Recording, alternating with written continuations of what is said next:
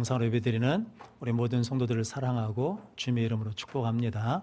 하나님 은혜와 평강 가운데 늘 믿음 안에서 승리하는 성도들 되시길 바랍니다. 옆에 분 한번 같이 인사하겠습니다. 하나님은 다 아십니다. 성도의 생명은 정직입니다. 그래서 늘 정직한 영으로 살아가는 우리 성도들 되시길 바랍니다. 오늘은 사도행전 5장 12절로 16절 말씀, 다시 성령의 역사로 라는 말씀으로 함께 은혜를 나누겠습니다. 먼저 주여 말씀하옵소서 같이 하겠습니다. 주여 말씀하옵소서 주의 종이 듣겠나이다. 아멘. 하나님의 음성이 들리는 복된 시간이 되시길 바랍니다. 아이들이 자라가지고 이제 막 뒤집고 기고 하다가 이제 일어서서 걷기 시작할 때 걷다가 넘어지고 또 다시 일어나서 걷다가 넘어지고 이러거든요. 근데 아동학자들이 연구를 해봤답니다. 몇 번이나 넘어지는지. 그런데 다 다르지만 평균적으로 3,000번 정도 넘어졌다가 다시 일어나면 그때부터 온전하게 걷는다라는 거거든요. 또 우리 신앙생활도 마찬가지지 않겠습니까? 신앙사다 보면 넘어지잖아요. 넘어지면 뭐 하면 된다는 겁니까? 다시 일어나서 또 걷고 또 걸으면 되거든요. 그런데 다시 일어나게 하시는 은혜가 뭐냐면 회개라는 거거든요. 그래서 회개하면 하나님 은혜 주시고 힘 주실 줄로 믿습니다. 오늘 본문 말씀은 아나니아와 삽비라가 욕심 때문에, 거짓 때문에 하나님을 속일 수 있다고 그래가지고 결국은 죽었거든요. 죽었다는 것은 그 거짓의 문제가 해결됐다라는 거죠. 그랬더니 다시 성령의 역사가 시작되었습니다. 다시 성령의 역사가 시작되니까 어떤 역사가 일어났는지 함께 은혜를 나눔으로 우리 모든 성도들도 성령의 은혜 가운데 응답받고 해결받고 치유되는 성도들 되시길 바랍니다.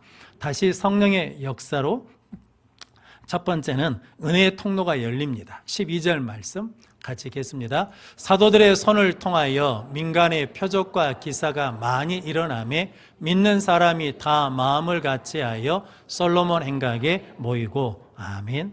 아나니아와 삽비라가 하나님을 속일 수 있다고 착각한 거죠. 그러다가 결국은 이제 죽었거든요. 죽어서 이제 그 죄의 문제, 즉 거짓의 문제가 해결됐거든요. 즉 다르게 표현하자 그러면 사도들을 통해서 교회가 회개했다는 거죠. 그랬더니 막힌 것이 뚫어지게 되고 묶인 것이 풀어지게 되었다는 거죠. 왜냐하면 오늘 12절 말씀에 사도들의 손을 통하여 민간의 표적과 기사가 많이 일어났다는 거죠. 표적과 기사가 많이 일어났다는 것은 성령의 역사가 일어났다라고 말씀합니다. 그래서 회개는 성도에게 은혜이고 축복이거든요. 회개하면 묶여있는 것이 풀려지게 되고 회개하면 막혀있는 것이 열려진다는 거죠.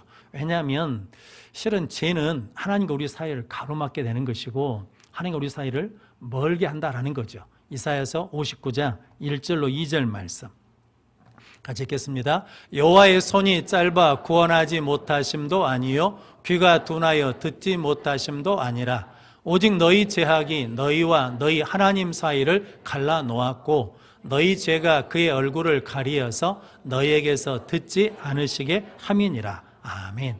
그러니까 죄가 하나님과 우리 사이를 가로막고 그래서 하나님의 은혜가 못 오게 한다는 거죠. 그래서 하나님께서 예수님을 이 땅에 보내셔서 십자가에 달려 죽고 부활하심으로 그 죄를 해결해 주심으로 은혜의 문을 뭐 했다는 겁니까? 열어주셨다는 거죠. 그런데 우리가 이제 죄를 지으면 말씀에 순종하지 못하면 그 은혜의 통로가 또 뭐 한다는 겁니까? 막히게 된다는 거죠. 그래서 회개하면 은혜의 통로가 열린다는 거죠. 거짓의 문제를 해결하면 은혜의 통로가 열린다는 거죠. 그래서 성도 여러분, 내가 회개하니까 열린 게 아니고 회개라는 건 뭐냐면 하나님 죄의 문제를 내 스스로 해결할 수 없으니까 죄의 문제를 해결하신 예수 그리스도의 십자가 의를 붙듭니다. 그러니까 하나님 용서해 주십시오. 새롭게 해주십시오 라고 구하면 하나님이 열어주신다는 거죠. 그래서 은혜의 통로가 열리면 하나님의 은혜가 임하거든요. 그래서 에스겔서 47장에 보면 성전 문지방에서 물이 나오잖아요. 물이 나온다는 것은 뭐가 나온다는 겁니까? 은혜가 임한다는 거죠. 처음에는 발목에, 무릎에, 허리에, 그래서 키가 넘거든요. 은혜가 차서 흘러 넘치니까 어떤 현상이 나타나냐면 아라바 광야에 흘러갔더니 그 죽은 광야가 살아나고 사해 바다에 들어갔더니 그 죽은 바다가 살아나는 역사가 일어났다는 거죠. 그래서 에스겔서 47장 12절 말씀 같이 읽겠습니다. 강 좌우가에는 각종 먹을 과실나무가 자라서 그 잎이 시들지 아니하며 열매가 끊이지 아니하고 달마다 새 열매를 맺으니 그 물이 송소를 통하여 나옴이라. 그 열매는 먹을만하고 그 잎사귀는 약재료가 되리라. 아멘. 그러니까 성전에서 하나님의 은혜가 나오면 다 뭔다는 겁니까? 회복되고 살아나고 고침받는 역사가 일어난다라고 말씀합니다. 그러니까 초대교회에 성령의 역사가 임했거든요. 그런데 아나니아 삽비라 때문에 그 문이 막혔다는 거죠. 그런데 그 문제가 해결되니까, 죄 문제가 해결되니까, 거짓의 문제가 해결되니까 다시 은혜의 통로가 열려서 표적과 기사가 나타났다라고 말씀합니다. 구약 성경에도 아간이 범죄함으로 아이성에서 실패했잖아요. 그런데 아간이 죽고 난 다음에 그 죄를 해결하고 나니까 아이성을 다시 정복하고 매번 성을 향해서 나갈 때마다 21개의 성을 정복하고 승리하거든요. 성도 여러분, 우리가 하나님과 관계가 온전해지면, 은혜의 통로가 열리면 하나님이 공급해 주시니까, 능력도 주시고 권능도 주시니까 승리하며 나가는 삶을 살게 될 줄로 믿습니다. 그래서 오늘 12절 말씀에 은혜의 통로가 열리니까, 은혜가 임하니까 나타나는 현상이 있는데 뭐냐면 믿는 사람이 다 마음을 같이하여 라고 말씀하거든요. 사도행전에 나타나는 성령이 임하시면 나타나는 현상이 있는데 성도들이 한 마음 한 뜻이 됩니다. 한 마음이 되어서 뭐냐면 하나님께 기도하고 한 마음이 되어서 헌신하는 역사가 일어났거든요. 그럼 성도 여러분, 은혜가 임하면, 성령이 임하면 뭐하냐면 하나 되는 역사가 있다는 거죠. 그래서 성령은 하나 되게 하는 영이고 마귀 악한 영은 뭐라는 겁니까? 나누는 영이라는 거죠. 분리하는 영이라는 거죠. 이유가 뭐 때문이냐면 전도서 4장 12절 말씀 같이 읽겠습니다. 한 사람이면 패하겠거니와 두 사람이면 맞설 수 있나니 세 겹줄은 쉽게 끊어지지 아니하느니라. 아멘. 하나님이 아담 혼자 있는 것이 보기 좋지 않아서 돕는 배필 누굴 줬습니까? 하와를 붙여주셨거든요. 그러니까 혼자 있으면 뭐 한다는 겁니까? 패한다는 거죠. 그래서 하나님도 성부 하나님, 성자 하나님, 성령 하나님 세 분이 하나이시거든요. 그러니까 하나 되면 쉽게 무너지지 않는다는 거죠. 이긴다는 거죠. 그런데 마귀는 그걸 아니까 자꾸 뭐 한다는 겁니까? 분열시키고 이간시킨다는 거죠. 그래서 하나 된 것이 아니라 흩어버린다는 거죠. 그래서 그런 말이 있지 않습니까? 뭉치면 살고 흩어지면 죽는다. 이 말을 누가 했느냐?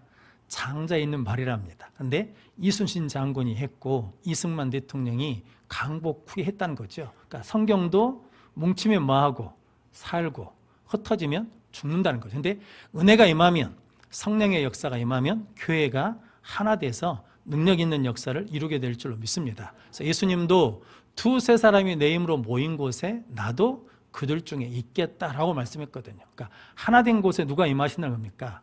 하나님께서 임하시고 성령께서 임하시고 예수님이 함께 주실 줄로 믿습니다. 그래서 뭐 하나가 되려면 뭐가 있어야 되겠습니까? 희생해야 되거든요. 왜냐하면 내 주장만 계속하면 하나가 될 수 없죠. 그런데 성령이 임하면 희생하고 양보하고 그런다는 거죠. 이순신 대교가 우리나라에서 현수교로서 주탑 간격이 제일 넓은 거리가 먼 다리랍니다. 세계에서도 건설할 때 네 번째로 긴 다리였대요. 그런데 지금은 뭐 세계 8인가 이렇게 된다고 그러거든요. 그런데 현수교니까 줄로 돼 있잖아요. 근데 줄 한 가닥이 피아노 줄 굵기만큼 하다는 거거든요. 그런데 거기에 12,008개 줄이 이렇게 꼬이고 하나가 돼가지고 얼마를 감당하냐면 5만 톤의 무게를 감당한다라고 그러거든요. 성도 여러분, 하나일 때는 아무것도 아니지만 12,008개가 하나 되면 뭐 한다는 겁니까? 5만 톤도 감당한다는 거죠. 성도 여러분, 우리 한 사람 한 사람은 약하지만 예수 안에서 하나하나 묶여서 하나가 되면 어떤 문제도 함께 이겨낼 수 있고 어떤 고난도 함께 이기며 승리하며 나가는 능력의 삶을 살게 될 줄로 믿습니다. 그래서 은혜가 임하면, 성령이 임하시면 교회는 하나 되는 역사가 나타난다라고 말씀합니다. 또한 솔로몬 행각에 모이고 그러거든요.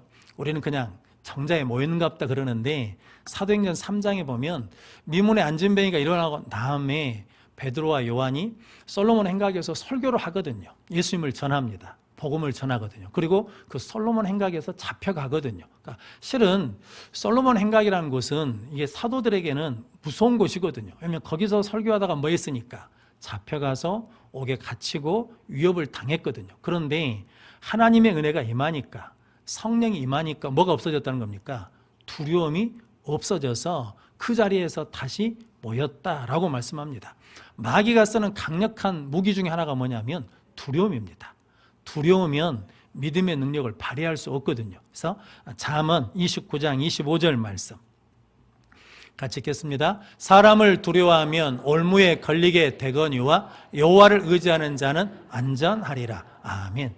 두려워하면 뭐에 걸려요? 올무에 걸리죠. 성도 여러분, 호랑이도 사자도 멧돼지도 힘이 있잖아요. 그런데 어디에 걸리면, 사냥꾼의 올무에 걸리면 그 힘을 쓸 수 없잖아요. 근데 성도도 어디에 걸리면, 두려움이라는 올무에 걸리면 믿음의 능력이 나타나지 않는 거죠. 근데 성도 여러분, 은혜가 임하면, 은혜의 통로가 열리면, 성령이 역사하면 뭐가 없어진다는 겁니까? 두려움이 없어지고 담대함이 생긴다는 거죠. 여러 가지 문제가 있습니다. 특별히 병과 투병하는 우리 한우들은 어떤 두려움이 있겠습니까?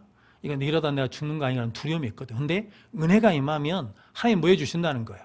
함께 해주시겠다는 거죠. 지켜주시겠다는 거죠. 치료해 주시겠다는 거죠. 그 은혜가 있으면 두려움이 없이 평안과 감사와 기쁨이 임하게 될 줄로 믿습니다.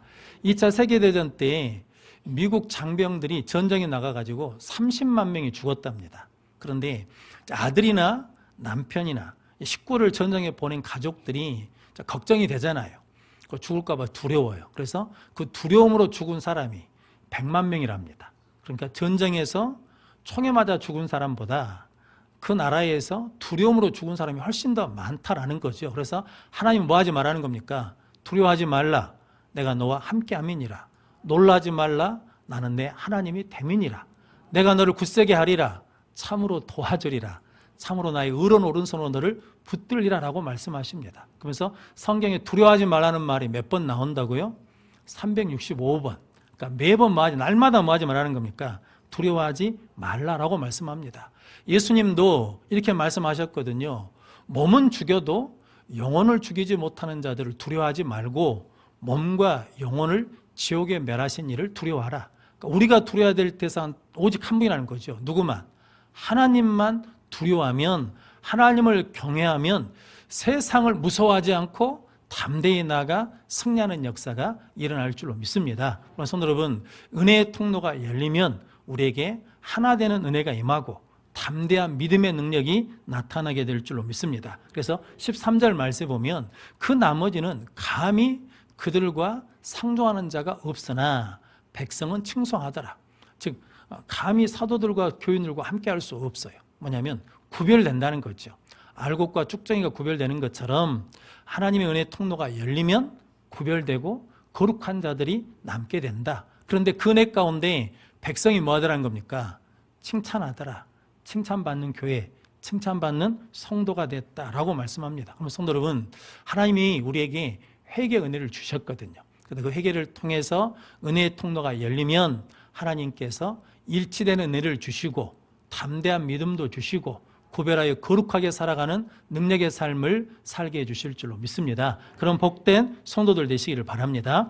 다시 성령의 역사로 두 번째는 간절한 믿음이 생깁니다. 16절 말씀 같이 읽겠습니다. 예루살렘 부근에 수많은 사도들도 모여 병든 사람과 더러운 귀신에게 괴로움받는 사람을 데리고 와서 다 나음을 얻느니라. 아멘.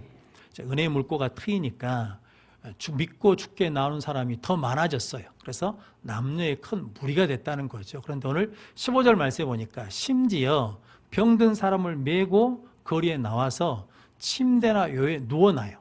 그래가지고 왜 그러냐면 베드로가 지나갈 때 혹시 그의 그림자라도 누구에게 덮일까 바라는 마음이 생겼다라는 거죠.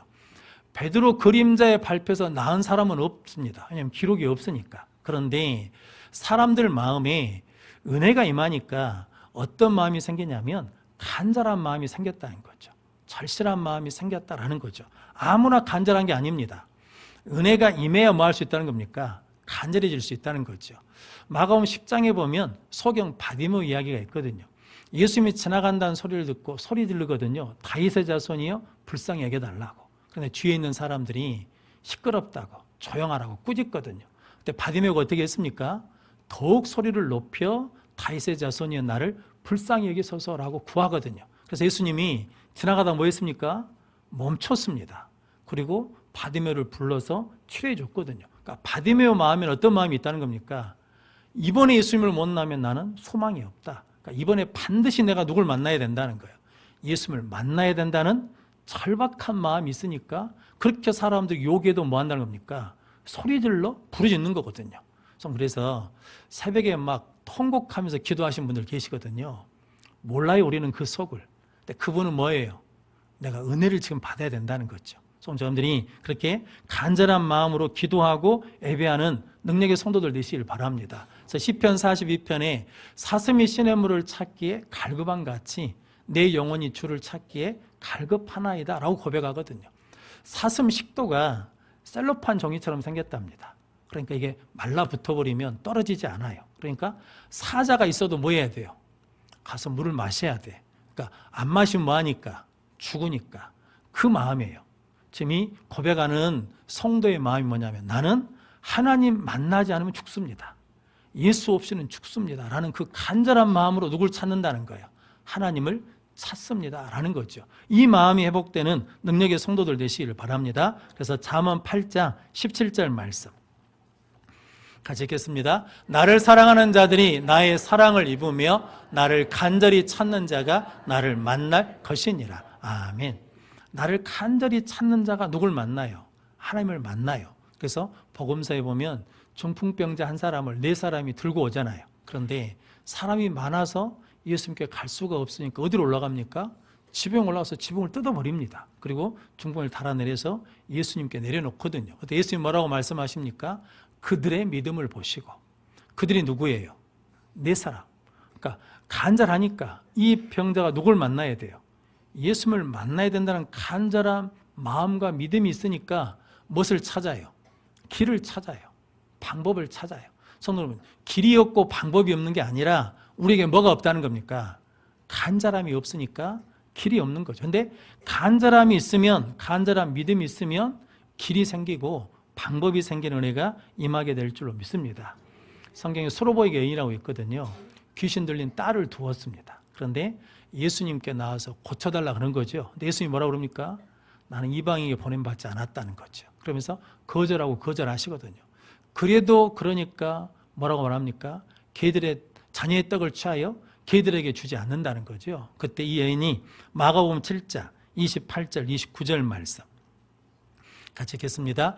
여자가 대답하여 이르되 주여 올소이다마는 상 아래 개들도 아이들이 먹던 부스러기를 먹나이다. 예수께서 이르시되 이 말을 하였으니 돌아가라 귀신이 내 딸에게서 나갔느니라 하시매. 아멘. 주여 옳습니다. 나는 뭐라는 겁니까? 개 같은 존재입니다. 지금 뭐냐면 나는 예수님 은혜 없이는 못 삽니다. 예수님 편에서는 개들한테 부스러기를 주는 거지만 내 편에서는 참금 같은 은혜를 얻는 것입니다. 그러니까 뭐 또 달라는 거예요? 예수님 부스러기만 주셔도 된다는 거예요. 그러니까 이 마음이 어떤 마음이냐면 나는 우리 딸은 예수 없이는 안 됩니다. 그러니까 딸을 뭐 하지 않겠다는 거예요. 포기하지 않겠다는 거죠. 딸을 반드시 뭐 하겠다는 겁니까? 살리겠다는 거죠. 그게 오늘 15절 16절 말씀이거든요. 예루살렘 부근에 많은 사람들이 데리고 왔어요. 모였어요. 누굴 데리고 왔냐면 병든 사람, 더러운 귀신에게 괴로움받는 사람을 데리고 와서 다 뭐 했다는 겁니까? 다 나음을 받았더라. 다 나음을 받은 사람들은 누구라는 겁니까? 간절한 마음으로 온 사람들은 다 나음을 받았다는 거죠. 왜냐하면 복음서에서 예수님을 만나고 고침받은 사람들의 공통점이 하나 있죠. 그들은 다 뭐 했다는 겁니까? 다 간절한 마음으로 예수님을 찾고 예수님을 불렀다는 거죠. 근데 예수님도 간절한 마음으로 우리를 위해서 기도하셨습니다. 그러니까 누가복음 22장 44절 말씀 같이 읽겠습니다. 예수께서 힘쓰고 애써 더욱 간절히 기도하시니 땀이 땅에 떨어지는 핏방울같이 되더라. 아멘. 예수께서 힘쓰고 애써 간절한 마음으로 기도했더니 땀방울이 뭐가 돼요? 핏방울이 되더라는 거죠. 예수님 우리가 구원받기를 그렇게 간절히 원하십니다. 예수님은 하나님의 뜻이 이루어지기를 그렇게 간절히 원하셨습니다. 그래서 땀방울이 핏방울이 되도록 어떻게 기도하셨냐면 간절히 기도하셨다라는 거거든요. 그래서 우리도 이 간절함으로 예배하고 간절함으로 기도하면 하나님께서 다 나음을 얻는 역사를 이루어 주실 줄로 믿습니다. 소크라테스라는 분에게 어떤 젊은이가 와가지고 어떻게 하면 선생님처럼 그렇게 많은 지식을 얻을 수 있습니까? 라고 그랬답니다. 그랬더니 큰 대야에다가 물을 채워가지고 그 젊은이를 고개를 물에다 푹 담가버렸답니다. 그랬더니 좀 시간이 지나니까 숨을 못 쉬잖아요. 그러니까 허우적대니까 건져줬어요. 그러면서 지금 자네한테 가장 필요한 게 뭐였는가 그랬더니 공기가 필요했습니다. 그러니까 그 물속에서는 공기 없으면 죽으니까 공기가 필요하다. 그 마음으로, 그 간절함으로 공부하면 지식을 얻을 수 있다라고 그랬다는 거죠. 성도 여러분, 우리도 마찬가지죠. 세상에 살면서 누가 필요하다고? 하나님이 필요하다고, 예수님이 필요하다고, 성령님이 필요하다고, 은혜가 필요한 그 간절한 마음으로 구하면 하나님께서 응답해 주실 줄로 믿습니다. 새들이 새끼가 부화하면 먹이를 갖다 먹이잖아요. 그러면 새끼들이 여러 마리 있습니다. 그러면 막 엄마한테 막 밥 달라고 막 입을 벌리고 있잖아요. 제가 궁금한 게 도대체 어미가 이제 줬어요? 근데 먹은 놈도 입 벌리고 있고 못 먹은 놈도 입 벌리고 있고, 그럼 도대체 이게 어떻게 구분하냐는 거죠. 먹은 애가 누군지 준 애가 누군지 어떻게 구분하는 거죠. 근데 어미가 잘 줘요. 그래서 제가 한번 찾아봤더니 조류학자들 이야기가 새 위가 입하고 연결돼 있대요. 그래서 위에 뭐가 좀 차면 벌려지는 크기가 다르대요. 그러니까 제일 배고픈 애가 많이 벌리고 덜 배고픈 애가 적게, 그러니까 어미새가 봐가지고 제일 입을 크게 벌린 애가 안 먹은 애다 하고 준다는 거죠. 근데 이 얘기가 시편에 있어요. 시편 81편 10절 11절 말씀 같이 읽겠습니다. 나는 너를 애굽 땅에서 인도하여 낸 여호와 내 하나님이니 내 입을 크게 열라 내가 채우리라 하였으나 내 백성이 내 소리를 듣지 아니하며 이스라엘이 나를 원하지 아니하였도다. 아멘. 구원하신 하나님께서 입을 넓게 열라. 그럼 내가 채우겠다는 거죠. 그런데 열어요, 안 열어요? 안 열어요. 듣지를 않아요. 그런데 중요한 게 뭐냐면 시편 81편 11절에 하나님을 원하지 않아요. 다른 것으로 배불러요. 다른 것으로 채우기를 원해요. 그러니까 하나님을 원하지 않으니까 입이 안 열어지는 거예요. 성도 여러분들은 하나님으로 배 고프십니까? 예수님으로 배 고프십니까? 성도 여러분, 말씀이 배가 고프십니까? 그런다 그러면 우리가 하나님 앞에 나와서 입을 어떻게 연다는 거예요? 크게 열 수밖에 없다는 거죠. 그런데 크게 열면 하나님 뭐 해주신다는 거예요? 채워줘. 그러니까 다른 말로 하자 그러면 우리 마음에 뭐가 없어졌다는 겁니까? 간절함이 없어졌어요. 하나님에 대한 간절함, 예수님에 대한 간절함이 없어졌다는 거죠. 왜냐하면 다른 것으로 배부르니까. 성도 여러분들이 다시 은혜가 임하면, 다시 성령이 시작되면 우리 안에 이런 간절한 믿음을 회복시켜 주시어서 우리가 하나님 앞에 입을 크게 열어서 채우는 역사가 일어나게 될 줄로 믿습니다. 그런 능력 있는 성도들 되시길 바랍니다. 아침에 TV를 틀면 주로 나오는 게 건강 프로거든요. 그래서 뭘 먹으면 어디에 좋다, 어디에 좋다, 맨날 그런 얘기만 하더라고요. 그런데 보니까 심혈관, 혈관이 중요하대요.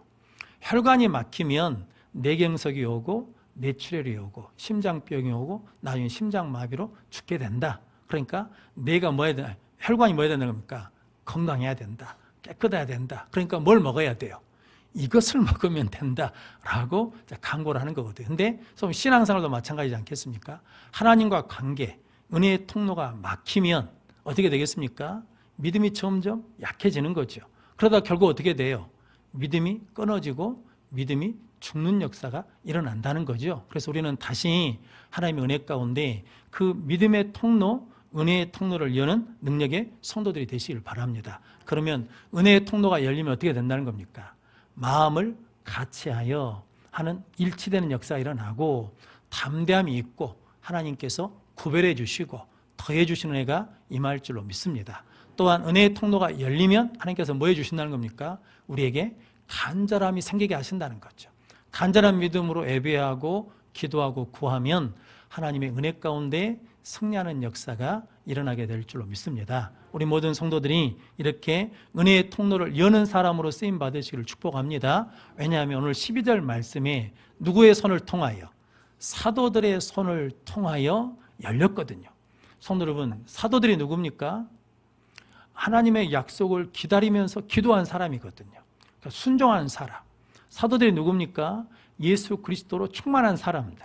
사도들이 누굽니까? 믿음의 유치를 바로 세운 사람들. 사도들이 누굽니까? 영적으로 민감한 사람들.